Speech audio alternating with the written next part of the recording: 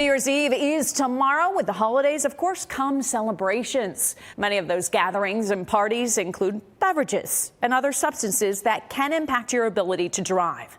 News 10 NBC investigative reporter Jennifer Lukey shows us the number of local car crashes always climb during these last 2 weeks of the year. Let's start with the facts.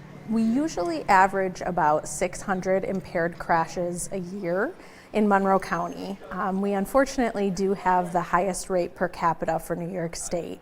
And this time of year? With this 2-week period, we see that there's an increase of about 10 impaired driving crashes per day, just within this 2-week period. For Lindsay Tomidy, warning people about the dangers of impaired driving is personal. When I was 13, my 17-year-old brother drove drunk and he died. And so when she talks about it, I don't usually start with the message of, don't drink, don't do drugs, because realistically, it really likely will happen. And someone will make that choice to consume something, and it's not my job to tell them not to. It's her job and the job of law enforcers to make sure you're not driving when you've been impaired by it.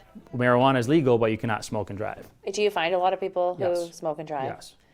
And sometimes, honestly, we see it, pull up in a patrol car next to somebody at a traffic light and they could be smoking a joint, and they laugh because they think that there's nothing we can do about it, just because of misinformation or not enough education to the public, like, hey, you cannot do this.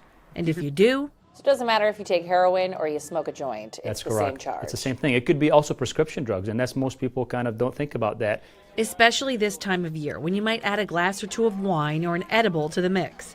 The sheriff's office, local police departments, and state police are all out in full force. With the introduction of social media, we're finding that checkpoints aren't quite as effective as they would have been in the past. So now it's roving patrols. Accident could be traffic stop. It could be a 911 call reporting a reckless driver or somebody passed out behind the wheel at a red light.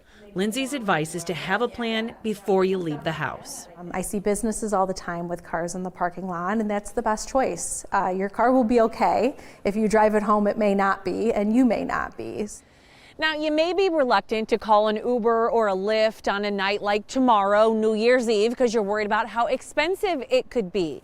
But consider this. You could take an Uber from Rochester to New York City and back for cheaper than the fees and fines associated with a single DUI. In Rochester, Jennifer Lukey, News 10 NBC. If you're planning to go out tomorrow night for New Year's Eve, RTS is offering free rides starting at 6 p.m.